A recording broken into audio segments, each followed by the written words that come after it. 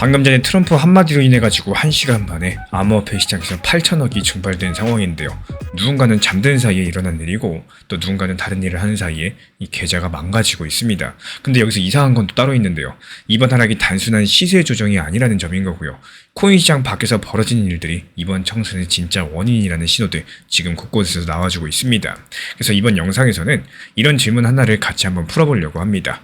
방금 전 그 1시간 동안 코인 시장 바깥 세상에서 도대체 무슨 일들이 벌어지고 있는지 살펴보도록 하겠습니다. 그리고 이번 이야기는 트럼프 미국 대통령이 인터뷰에서 시작이 됩니다. 트럼프 측에서 미국 매체 악시오스랑 인터뷰에서 이란을 향해서 시간이 얼마 안 남았다 이렇게 말을 했고 협상 시기가 계속 가고 있고요. 또 이란이 더 나은 협상안을 가져오지 않으면 훨씬 더 강력한 공격을 받게 될 거다 이렇게 경고를 했어요. 그리고 매체는 트럼프 대통령이 전쟁을 끝내는 합의를 원하고 있지만 이란이 지금 미국의 요구 대부분을 거부하고 있어가지고 군사 옵션까지도 다시 검토되고 있습니다. 근데 이 한마디가 시장을 흔든 이유가 있습니다. 이란은 전 세계에서 손꼽히는 산유국이죠. 그리고 이란 바로 옆에는 호르무즈 해협이라는 좁은 바닷길이 있습니다. 이 전 세계 원유의 5분의 1 정도가 이 좁은 길을 통해 가지고 오고 가는데요. 만약에 이 길이 막힌다. 그럼 전 세계 기름값이 단숨에 뛸 거고, 그래서 트럼프 측에서 공격 가능성을 입에 올리는 순간 국제 유가가 곧바로 반응을 한 겁니다. 미국의 서부 텍사스산 원유, 줄여가지고 WTI 같은 경우는 하루 만에 10.48% 상승했고요. 영국에서 거래되고 있는 브렌트유도 7.8% 상승했습니다. 이 정도 상승폭은 이 평범한 하루치 움직임이 절대 아니겠죠. 그럼 기름값이 올라가는데 왜 코인이 빠지냐? 이 부분이 가장 헷갈리실 수 있어요. 한번 천천히 풀어드려 볼게요. 기름값이 올라가면 거의 모든 물건값이 따라서 올라가죠. 트럭에 기름을 넣어야지 물건을 옮기고 또 공장에 기름을 써야지 제품을 만드니까요.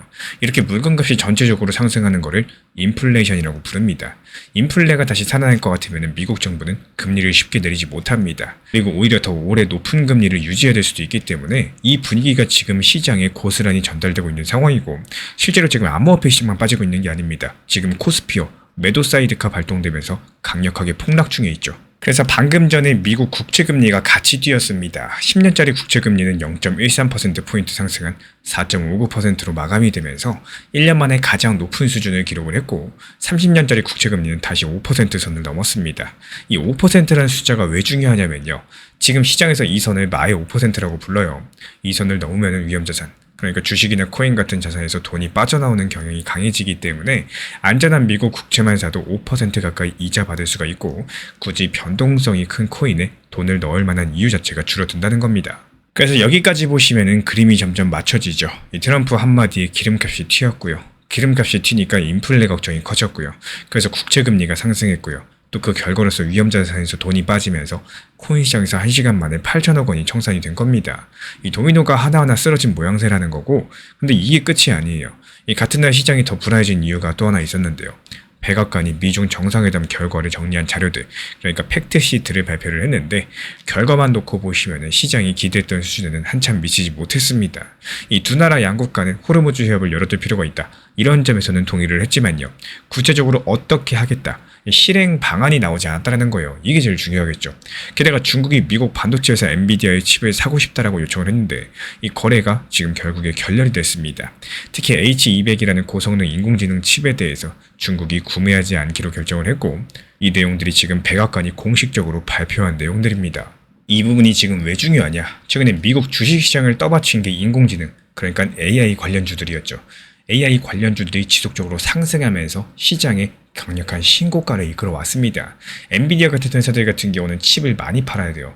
그래야지 AI 관련된 주식이 계속 상승이 가능한데 지금 가장 큰 손님 중 하나인 중국이 안 사겠다라고 하고 있는 겁니다.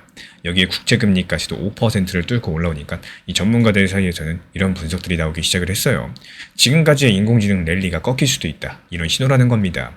그래서 말 그대로 지금 공개된 자료만 보면은 AI 관련주에 들어갔던 큰 돈이 조금씩 빠질 가능성들, 이런 것들을 시장이 경계하기 시작한 것은 분명히 보이고요. 여기서 한 단계 더 들어가 보자면은 AI 관련주에서 돈이 빠지면 그 돈은 과연 어디로 갈까요? 일부는 안전한 국채로 가고요. 일부는 현금으로 빠집니다. 근데 위험자산 중에서도 가장 변동성이 큰 자산이 바로 코인이죠. 주식이 흔들리면 코인은 더 크게 흔들릴 수밖에 없습니다. 그래서 방금 전 1시간 만에 8천억이 청산된 배경들, 단순하게 트럼프 한마디만 있는 게 아니라요. 이런 큰 자금의 흐름들, 이런 변화들이 밑바닥에 깔려 있다라는 거예요. 그리고 가장 궁금해하실 만한 부분으로 가보겠습니다. 그럼 앞으로는 과연 어떻게 될 수 있을까요? 물론 여러 갈래의 가능성이 있겠지만 지금까지 나온 정보들을 놓고 살펴보시면은 지금 단계에서 가장 가능성 높은 시나리오는 트럼프 대통령이 실제 공격 카드를 바로 꺼내기보다는요, 협상에 대한 압박 카드로서 계속 활용할 가능성이 상당히 높다라는 점입니다. 이렇게 보는 근거는 총 3가지가 있는데요. 트럼프 대통령 본인이 인터뷰에서 종전 합의를 원한다라고 직접 말을 했었고, 실제 공격으로 가게 되면 유가가 더 튀겠죠. 그럼 미국 내에 물가가 따라오르기 때문에 이게 정치적으로 엄청 치명타가 될 수가 있다는 거예요. 트럼프 본인이 상당한 손해를 본다라는 거죠. 게다가 미중 정상회담이 지금 빈손으로 끝난 상황에서 또 다른 큰 충돌까지 야기시킨다, 이렇게 동시에 끌고 간다라는 거는 미국 트럼프한테도 상당한 무리일 수밖에 없겠습니다. 그래서 이 협상에 대한 시간이 다가오면 다가올수록 트럼프 측에서 공격 가능성을 더 강력하게 입에 올릴 거고, 거의 협박 수준이 될 거예요. 그리고 그때마다 유가가 튈 거고요. 국제 금리가 흔들릴 거고요. 코인 시장은 짧고 강력한 청산들 다시 한번 겪을 수 있겠습니다. 그래서 말 그대로 이번 방금 전 청산이 한 번이 아닐 수가 있다라는 거고, 다시 한번 반복될 가능성이 높다, 이렇게 말씀을 드려요. 그래서 실질적인 무력 충돌로 가지 않는다면은 또 한 차례 출렁임 뒤에 시장이 다시 안정을 찾으려는 이런 흐름들이 보일 가능성이 있기 때문에, 이란 쪽에서 강력하게 도발을 하거나 협상이 완전히 깨지는 신호가 나오면은 그 그림은 다시 바뀌게 될 겁니다. 그래서 지금 단계에서 확실하게 말씀드릴 수 있는 건요, 당분간 코인 시장이 외부 뉴스에 크게 흔들릴 만한 가능성이 높다, 이 점까지겠습니다. 결국에 방금 전 1시간 만에 8천억이 사라진 건요, 코인 시장 내부 문제가 아니라요, 이 바깥 시장의 도미노 거시경제가 쓰러진 결과였습니다. 트럼프 대통령 측에서 이란 경고 한마디가 유가를 밀어올렸고, 또 그게 국제금리를 끌어올리면서 위험자산에서 돈이 빠진 결과라고 볼 수가 있겠죠. 앞으로도 같은 패턴들의 출렁임 반복될 가능성이 높다라는 말씀을 드리는 거고, 마지막으로 하나만 같이 한번 생각을 해보면 좋겠어요. 지금 이렇게 외부 이슈로서 시장이 흔들릴 때 비트코인이랑 리플은 과연 어느 가격대에서 진짜 매수세가 들어올 수 있을까요? 이 부분 다음 영상에서 차트로 같이 확인해 보도록 하겠습니다. 우리 구독자분들께서 투자 시장을 생각하셨을 때 매도와 매수 중에 어떤 게 더 중요하다라고 생각을 하시나요? 물론 매도 매수가 같이 합쳐져 가지고 시장을 만들어 간다, 이게 바로 현실인 건데, 너무 많은 분들께서 상승하면 더 상승할 것 같고 하락하면 더 하락할 것 같고, 이런 상황들에서 비중 조절도 없이 그냥 매수만 신경을 쓰다 보니까 결국에는 내가 바닥 구간에서 매수해야 될 시점이나 타이밍에 대해서 현금 비중이 없어가지고 결국에 매수를 못하는 경우가 생기고, 매도도 싫고 매수도 싫어지는 이런 상황들이 생깁니다. 이 리플 정보방에서도 마찬가지예요. 물론 지금 이렇게 리플의 흐름들이 다른 알트에 비해서 안 좋은 것도 맞겠지만요, 조금만 다르게 한번 생각을 해보시면은 오히려 단기 저점에서 모아나갈 수 있는 이런 좋은 시기에 가까운 상황이라는 것들을 알고 계셔야 됩니다. 이 시장 자체가 안 좋다라는 것들은 매수하기 좋은 시기고요, 시장이 좋다라는 것들은 분할 매도를 통해 가지고 조금씩 내 것으로 만들어 놓기가 좋은 시기 상황이라는 거 반드시 기억해 주시기 바랍니다. 다가오는 2027년 1월까지 이제 정말 몇 달 안 남았습니다. 제가 개인적으로 바라보는 관점은 정부가 정말 똑똑하다, 이런 생각이 드는데요. 이 코인 시장이 불장이고 비트코인 2억 간다, 3억 간다, XRP는 1만원 간다, 2만원 간다, 이렇게 잔밋빛 전망이 가능할 때 이 불장에서 세금 매긴다고 하면은 대국민적으로 다 들고 일어서겠죠. 근데 지금같이 약세장에서 주식시장과 비교했을 때 상대적으로 코인 시장이 인기가 없을 때, 이럴 때 세금을 걷는다고 하면은 이 불장 대비했을 때 그만큼 반대 세력이 크지가 않게 되는 겁니다. 그래서 실제로 지금 코인의 과세에 대해서 반대하는 화력 자체가 그렇게 크지가 않은 상황이고, 다가오는 2027년 1월 이때부터는 코인으로 번 돈에 세금이 붙게 될 것으로 보여지고 있는데요. 근데 여기서 중요한 거는 이 미국 투자자들은 아무것도 내지 않는다라는 거예요. 정확히 2년 동안 미국 사람들의 코인 거래 내역은 한국에서 볼 수가 없고요. 이 2년 동안에 한국 코인 시장의 돈은 과연 어디로 갈 수 있을지, 그리고 코인 과세 관련해 가지고 이 평소에 세금 낸다 안 낸다 이런 얘기들 많이 들어보셨을 텐데, 정확히 어떤 구조로 돌아가게 되는지 의외로 잘 모르시는 분들이 많이 계시기 때문에 이번 영상 그 구조부터 천천히 설명드리고 풀어드려 보도록 하겠습니다. 먼저 우리나라 같은 경우는 2027년 1월 1일부터 가상자산 과세가 시작되죠. 1년에 250만 원이 넘는 수익이 났을 때는요, 그 초과분에 대해서 22%의 세금이 붙습니다. 예를 들어 가지고 1년 동안 코인으로 500만 원을 벌었다고 쳤을 때 250만 원을 빼고 남은 250만 원에 대해서 약 55만 원을 세금으로 내게 되는데요. 여기까지는 단순합니다. 근데 문제는 그 다음부터예요. 이 세금을 매기려면 국세청이 이 사람이 얼마나 벌었냐 이걸 정확히 파악을 해야 되겠죠. 근데 코인 같은 경우는 국경이 없는 탈중앙화죠. 대한민국 업비트에서 거래하면 국세청이 바로 볼 수 있겠지만 미국 코인베이스, 바이낸스 이런 해외 거래소들 여기서 거래하시면 한국 국세청이 보질 못합니다. 그래서 지금 나라들끼리 정보를 주고받기로 약속한 게 있는데 이게 바로 카프라고 부릅니다. 영어로 CARF예요. 코인 거래 정보를 각 나라끼리 자동으로 공유하자. 그래서 만약에 대한민국 사람들이 해외 거래소를 이용을 했을 때 그 거래 내역을 볼 수가 있게 되는 겁니다. 지금까지 이 약속에 서명한 나라가 56개국이었고요. 일본, 독일, 영국, 프랑스 같은 주요 국가들 전부 다 들어가 있었습니다. 대한민국도 당연히 들어가 있었죠. 우리나라 같은 경우는 2026년부터 정보를 모으기 시작을 해가지고 2027년부터는 다른 나라랑 실제로 정보를 주고받게 됩니다. 그리고 여기서 진짜 이상한 게 나오죠. 이 56개국 안에서 미국이 없습니다. 이 전 세계에서 코인 거래가 가장 활발한 나라가 미국인데요. 그 미국이 빠져 있다라는 거고요. 그렇다면 미국은 과연 언제 들어오느냐? 다가오는 2029년에 들어오겠다라고 발표를 했습니다. 대한민국이 정보를 주고받기 시작하는 시점보다 정확히 2년이 늦어지게 되죠. 그럼 여기서 한번 멈춰서 생각을 해볼게요. 이 미국이 2년 늦게 들어온다는 게 과연 무슨 뜻일까요? 2027년 1월부터 2028년 12월까지 대한민국 국세청은 미국 거래소에서 대한민국 사람이 얼마를 벌었는지 알 수가 없다라는 뜻입니다. 코인베이스가 됐든 크라켄이 됐든 바이낸스가 됐든 미국의 본사가 있는 거래소에서 일어난 거래들 그냥 깜깜이가 돼버리는 거예요. 반대로 대한민국 거래소에서 거래하면 모든 게 전부 다 보이겠죠. 업비트, 빗썸, 코인원 이런 데서 거래된 거 국세청이 처음부터 끝까지 다 볼 수 있습니다. 그럼 사람들은 과연 어떤 선택을 할까요? 이게 단순한 가정이 아니라는 게 이미 지금 숫자로 데이터로 나와 있습니다. 미국 월스트리트 저널이 보도한 자료를 말씀을 드리자면요. 지난 2023년 5월 한 달 동안 한국 사람들이 바이낸스에서 거래한 금액이 86조 원입니다. 한 달 만에 86조를 거래했어요. 근데 그것도 이미 몇 년 전 데이터죠. 그때보다 시장이 커진 지금 상황에서 어떨까요? 숫자는 더욱더 커졌을 가능성이 높겠고 과세가 본격적으로 시작이 되면요. 이 자금 중에 일부가 당연히 한국 거래소를 빠져나갈 거라는 이런 우려들이 업계에서 나와주고 있는 상황입니다. 이 국내 거래소 관계자도 직접적으로 언급한 내용이 있는데 과세가 시작되면은 이 카프에 해당하지 않는 해외 거래소 그 나라로 자금이 나갈 가능성이 있다. 이렇게 말을 하고 있다라는 거예요. 한마디로 업비트에서 거래해가지고 250만 원 이상 수익 내면은 과세를 내야 되는데 이 과세를 편법으로 빠져나가가지고 카프에 해당하지 않는 나라의 거래소로 가가지고 거래해서 낸 수익금에 대해서는 세금을 안 낼 수가 있다라는 사실입니다. 왜냐하면 세금 추적이 되지가 않기 때문에 세금 집계 자체가 힘들다라는 겁니다. 그럼 이게 우리한테 왜 중요한 얘기일까요? 거래소에서 돈이 빠지면요. 호가창이 얇아집니다. 호가창이 얇아지면요. 누군가 큰 금액을 사거나 팔 때 어떨까요? 가격이 훨씬 더 변동성이 커지겠죠. 큼직큼직하게 흔들린다는 거고 평소에 5천만 원으로 1% 움직이는 코인이 같은 5천만 원에 3%씩 움직이게 될 겁니다. 변동성이 커지는 거죠. 그 말인즉슨 단기적으로 봤을 때 우리가 들고 있는 자산 가격이 더 출렁일 수 있다는 얘기입니다.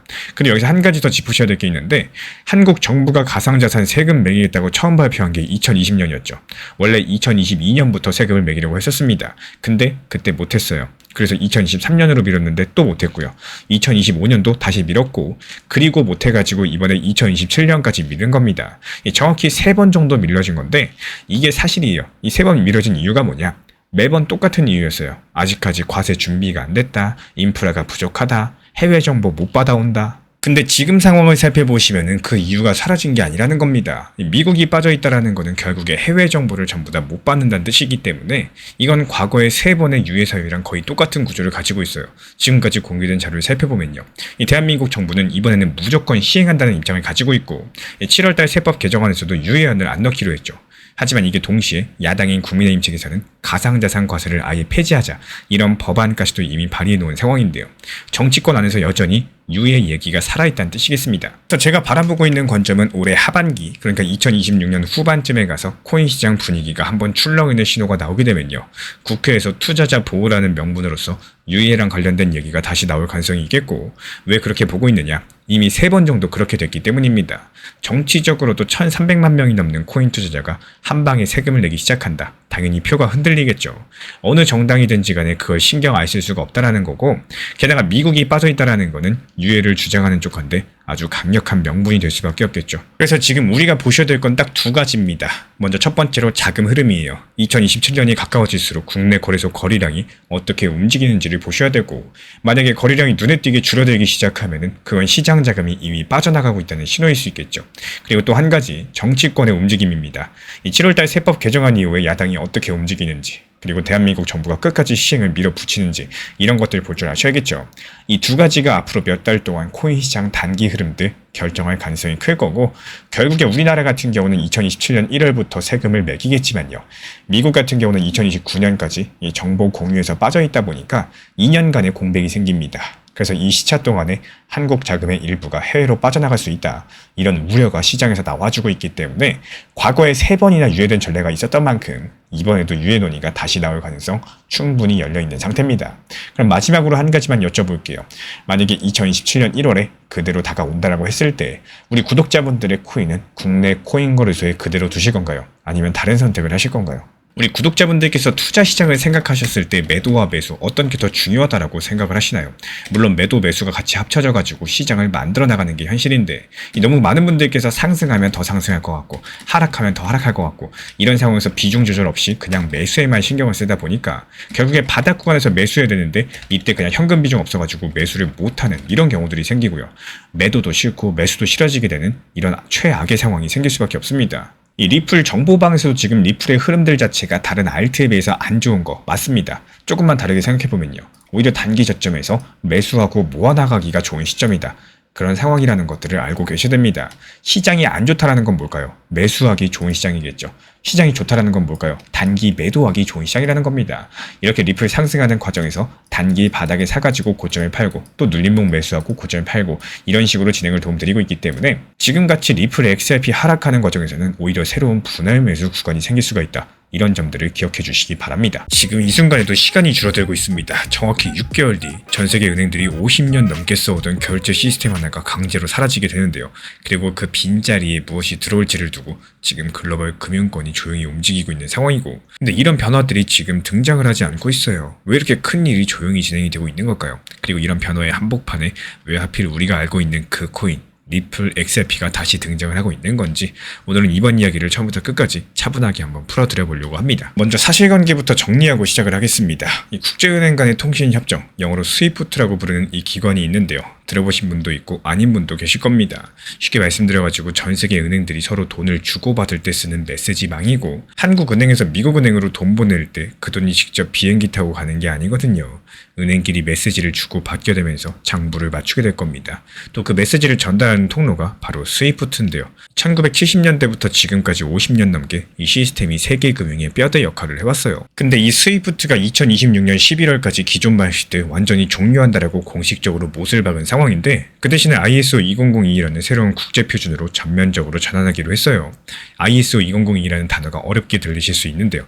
이름은 기억을 안 하셔도 됩니다. 핵심만 말씀을 드리자면은, 기존 같은 경우에 은행끼리 주고받던 메시지가 정해진 형식이 없다 보니까 사람이 일일이 확인하고 입력까지도 일일이 해야 됐었습니다.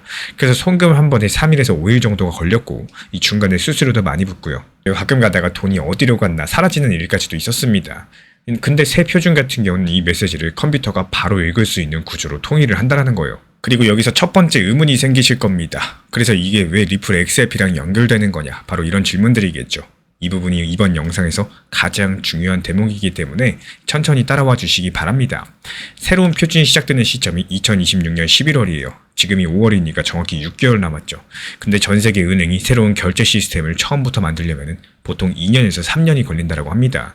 6개월 안에 새로 짓는 거는 사실상 불가능하다는 뜻인 건데, 그러면 은행 입장에서 어떨까요? 두 가지 선택지가 남겠죠. 하나는 어떻게든 6개월 안에 자기 시스템을 뜯어 고치는 거, 또 다른 하나는 이미 만들어져 있는 인프라를 빌려 쓰는 겁니다. 그리고 바로 이 지점에서 XRP라는 이름이 다시 등장을 하는 거예요. XRP의 기반 기술인 리플 레저 같은 경우는 이 처음에 만들어질 때부터 국경 간의 송금을 위해서 설계된 블록체인입니다. 그리고 지금 스위프트가 새롭게 요구하는 그 메시지 표준을 이미 처리할 수 있도록 준비가 되어 있다는 거고, 송금 속도까지도 큰 차이가 나요. 그래서 기존 스위프트 방식은 3일에서 5일 정도가 걸리는데요. 리플 레저는 3초에서 5초 안에 결제가 끝나버립니다. 수수료도 한 번 보낼 때 우리 돈으로 14원 정도, 1원에서 15원 사이밖에 들지가 않는다라는 거예요. 이 숫자만 봐도 차이가 얼마나 큰지 느껴지시나요? 단순하게 비싸냐 저렴하냐 이런 문제가 아니라 새로운 표준이 요구하고 있는 기술적인 조건들을 이미 충족하고 있는 거의 유일한 블록체인이라는 점이 핵심이겠습니다. 그리고 여기까지 들어보셨다면 머릿속에 한 가지 그림이 그려지셨을 겁니다. 시간은 6개월밖에 안 남았고 새로운 시스템을 처음부터 짓기엔 너무 늦은 상황이고 근데 이미 준비된 인프라가 있다. 그럼 이성적인 은행이라면 어떤 선택을 할 수 있을까요? 물론 모든 은행들이 곧바로 XRP를 채택한다 이런 뜻은 절대 아닙니다. 지금까지 공개된 자료를 살펴보면은 이 주요 대형 은행들 리플 레저를 공식적으로 전면 채택했다는 확정적인 발표는 아직 없고요. 어디까지나 이 시장 분석가들과 업계 관계자들이 그 가능성을 높게 보고 있다 이런 단계까지가 확인된 부분이겠습니다. 근데 여기서부터가 진짜입니다. 이 변화에 대해서 리플의 공동 창업자 크리스 라슨이 최근에 직접적으로 입을 열었는데요. 여기서 한 말이 상당히 무거웠습니다. 기존 은행 시스템은 취약한 기반 위에 세워져 있고 2026년 의무 적용은 구조랑 검증 등 규정 준수를 갖추지 못한 이 부실한 체계들을 시장에서 씻어내는 흐름들이 될 것이다. 이렇게 말을 했어요. 그리고 도태된다라는 표현을 직접 쓴 겁니다.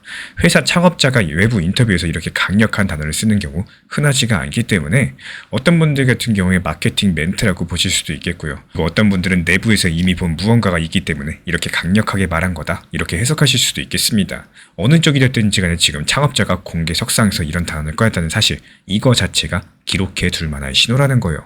그리고 또 한 가지 조용히 움직이고 있는 흐름들이 있습니다. 기관 자금이 이미 XRP 기반 상품으로 유입되기 시작했다. 이런 보도가 나와주고 있는데요. 이게 무슨 뜻이냐? 큰돈 굴리는 기업이나 펀드들 11월 달 되기 전에 미리 자리를 잡고 있을 가능성이 있다는 거예요. 시장에서 가장 빠르게 움직이는 돈들 보통 개인의 돈이 아니라 기관의 돈이죠. 이들이 먼저 움직이고 있다는 것은 11월이라는 데드라인을 시장이 이미 의식하고 있다. 이런 뜻으로 읽어볼 수가 있겠고 다만 이런 흐름이 어느 정도 규모인지 어떤 기관들이 들어오고 있는지 여기에 대한 구체적인 수치는 현재로서 명확하게 확인되진 않습니다. 그래서 이런 부분들이 확정된 사실이라기보다도 이 관찰되고 있는 흐름 정도로 받아들이시는 게 가장 정확하겠습니다.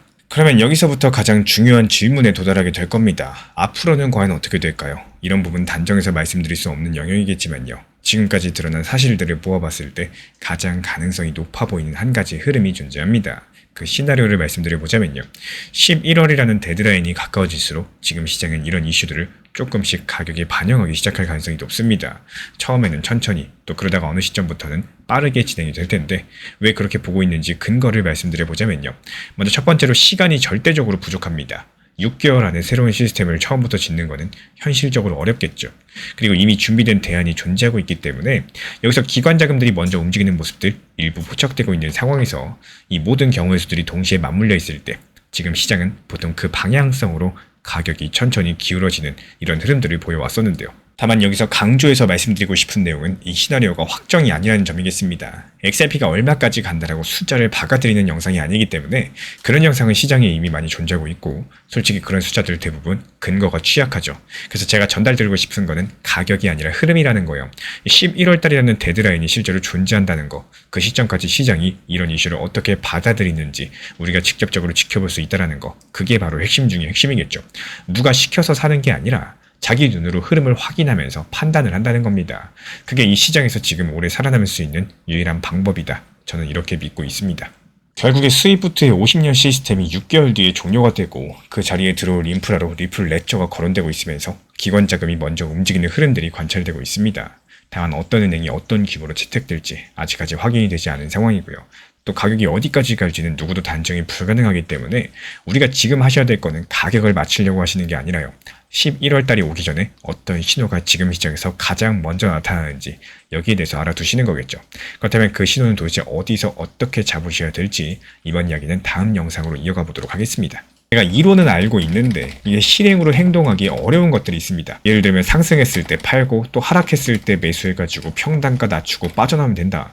지금처럼 시장이 하락하고 있죠. 이럴 때는 오히려 매수의 기회가 될 수 있다는 거예요.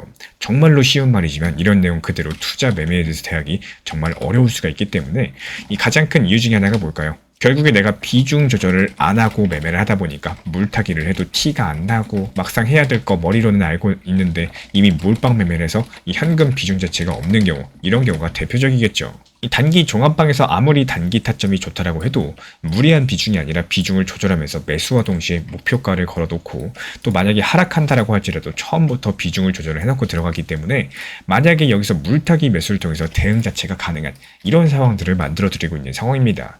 매수할 때 최소한 만약에 얼마까지 하락하면 내가 대응이 가능할 수 있을지 그리고 괜찮을지 여기에 대해서 하락을 대비하고 접근하는 게 상당히 중요하다는 말씀을 드리고 싶습니다. 방금 전에 발표된 이 뉴스 보고 손이 살짝 떨리신 분들 정말 많으셨을 겁니다. 전 세계에서 가장 큰 은행 중에 하나인 골드만삭스 측에서는요. 본인들이 가지고 있던 XRP 상품을 1분기에 전부 다 매각했다라는 공시가 나왔어요. 금액으로 따져봤을 때 우리 돈으로 2,100억 원 규모인데 이게 일부도 아니고 한 주도 안 남기고 전량 매각을 해버렸습니다. 그래서 이번 영상에서는 딱 한 가지 질문에 집중해 보도록 하겠습니다. 골드만삭스가 XRP를 판 그 돈으로 정확히 무엇을 샀는지 이 질문 한 가지만 끝까지 따라가 보시면요. 이번 뉴스가 정말로 악재인지 아닌지 전부 다 정리가 되실 겁니다. 먼저 사실부터 정확하게 짚고 갈게요. 이번에 공개된 자료는 13F라는 보고서인데요. 미국에서 큰 돈을 굴리는 기관들이 석 달에 한 번씩 의무로 내야 되는 내가 지금 무엇을 들고 있다 이런 신고서입니다. 그러니까 골드만삭스의 진짜 패가 한 번씩 공개되는 자리라는 거예요. 근데 이번 보고서를 살펴봤더니까요. 이 골드만삭스가 XRP 상품 2,100억 원 규모 그리고 솔라나 상품까지도 전부 다 매각을 해버렸습니다. 이더리움 상품도 70%를 줄여버렸고요. 그리고 딱 하나 비트코인 상품만 거의 그대로 들고 있었습니다. 약 9,800억 정도 규모로요. 여기까지만 보면 보통은 이렇게 해석을 합니다. 아니 골드만삭스가 알트코인을 전부 다 버렸다. XRP 끝났다. 저도 처음에는 그렇게 봤는데요. 근데 같은 보고서 뒷장을 넘기다가 이상한 한 줄을 발견을 했습니다. 이 골드만삭스가 같은 분기에 새로 사들인 종목 3가지가 있었는데 서클, 코인베이스, 그리고 갤럭시 디지털입니다. 이름이 조금 낯서실 텐데요. 한 줄씩만 풀어드려 보자면은 서클 같은 경우는 미국에서 가장 큰 디지털 달러를 만드는 회사고요. 코인베이스는 미국 최대 가상자산 거래소입니다. 갤럭시 디지털은 이 큰 기관들이 가상자산을 다룰 때 쓰는 금융회사예요. 이 3가지 회사의 공통점이 하나 있는데요. 이 전부 다 코인 가격에 대해서 베팅하는 회사가 아니라 코인 시장이 돌아가게 만드는 길과 다리와도 같은 회사라는 점입니다. 그리고 여기서 한 발만 더 들어가 보겠습니다. 골드만삭스가 같은 분기에 줄인 종목들도 같이 봐야지 본격적인 그림이 완성이 되겠죠.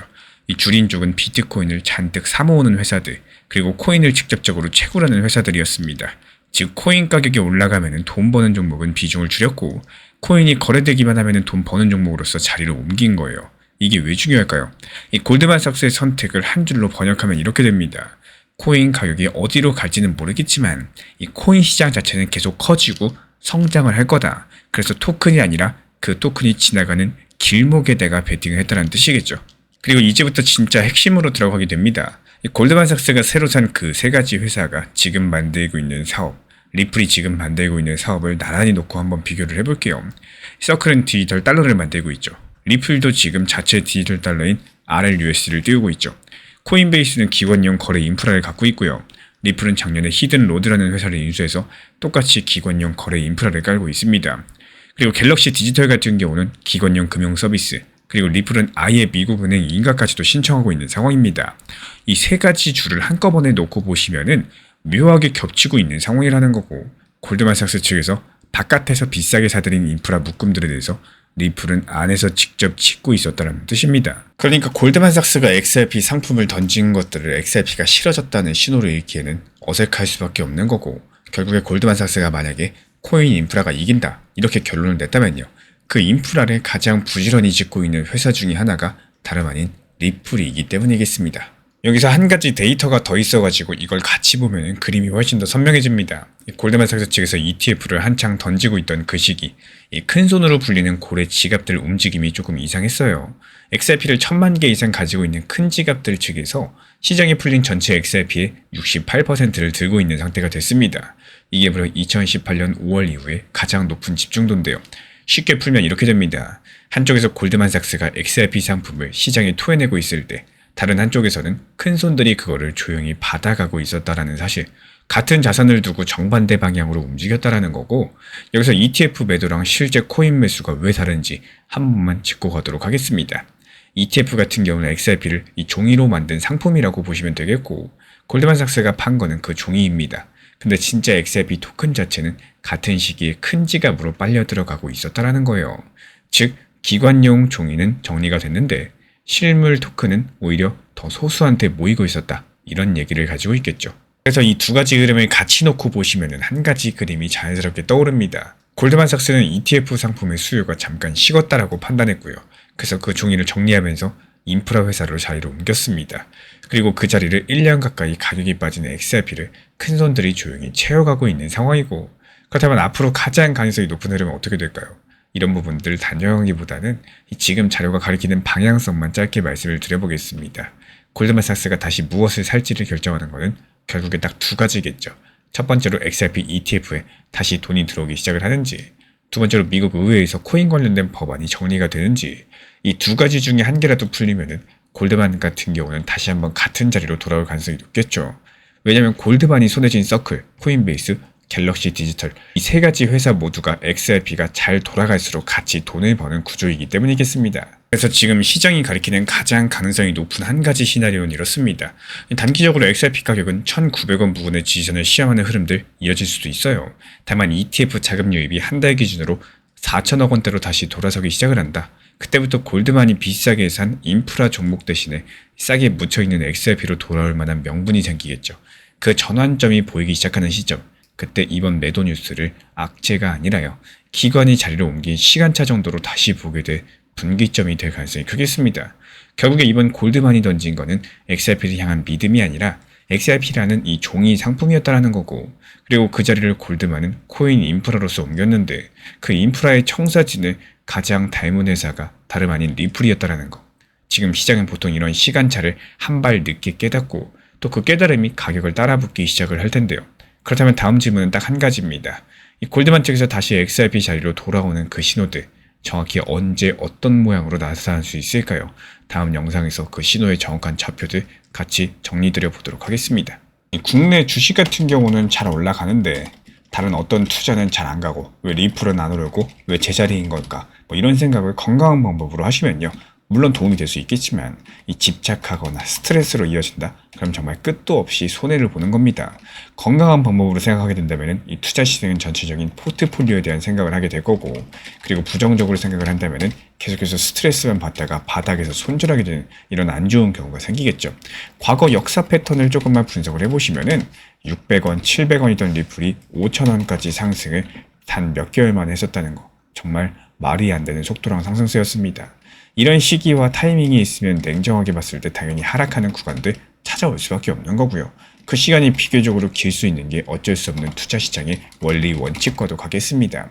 그래서 스트레스보다는요, 앞으로 내가 어떻게 대응하겠다, 이 시간을 더 쓰시는 게 훨씬 더 효율적이다, 이런 말씀을 드리고 싶어요. 최근에 시장이 너무 답답하다 보니까 정보방 입장에 대해서 문의 주시는 분들께서 많아지셨어요. 먼저 제일 중요하지만요, 제가 안내드리는 모든 정보방은 업비트, 빗썸, 현물 매매로서만 안내 도움 드리고 있습니다. 지금 화면에 보이시는 번호나 혹은 댓글 링크에 있는 신청란을 통해서 신청 주시면은 안내를 도움 드리고 있고요. 이 세 가지 방 중에 필요로 하신 방을 체크해서 신청 주시면은 필요로 하신 방에 맞춰가지고 입장 안내 드리고 있습니다. 먼저 리플 전용방 같은 경우에 리플에 대한 중요 이슈, 그리고 리플에 대한 단기 저점과 단기 고점, 중장기적으로 보는 중요 타점 같은 핵심 내용에 대해서 안내드리고 있기 때문에 영상 시청해주시는 우리 구독자분들께서 리플이라는 코인이 장기적으로 좋다라는 건 알고는 있지만 현재 같은 시장에서는 많은 답답함을 느끼시는 분들께서 정말로 많이 계실 거라고 생각을 합니다. 이 적당한 일부 비중은 단기 고점과 저점을 살려서 효율적인 대응을 만들어 가시고 또 오히려 중장기적으로 더 잘 가져가기 위한 효율적인 매매하시는 것들을 추천드려요. 그리고 두 번째로 종합 브리핑방입니다. 장기적으로 보기에 좋은 코인들과 현재 시장 흐름에 대한 중요 시장 이슈들, 브리핑 내용이나 리플에 대한 방향성, 락업 해제 일정과 여기에 따른 움직임들에 대해서 안내드리는 종합적인 방이다, 이렇게 생각해 주시면 되겠습니다. 그리고 마지막으로 단기 종합방 같은 경우는 말 그대로 단기 종목들에 대한 타점을 안내드리고 있는 방입니다. 이 단기 종목은 말 그대로 단기 종목답게 접근을 하셔야 되는데 욕심으로 인해서 타점을 너무 높게 잡아가지고 수익 실현을 못하거나 아니면 눈치 보기 매매를 하다가 이렇게 수익 실현의 기회를 놓치셨던 기억이 있으신 분들, 지금 시장에서 정말 많은 상황인데요. 항상 비중 조절이 중요하고요. 매수와 동시에 목표 타점을 걸어 놓으면서 현실적으로 봤을 때 내 것으로 만들어서 마침표까지 잘 찍는 게 단기 매매의 핵심이다 생각을 해요. 단 여기서 중요한 거, 아무리 내가 좋아하고 시기가 좋고 스스로 괜찮다고 판단하셔도 몰빵 매매는 정말 위험하기 때문에 매번 말씀드리는 비중 조절 원칙 매매로 접근하시는 게 가장 중요합니다. 끝으로 항상 말씀드리고 있지만요.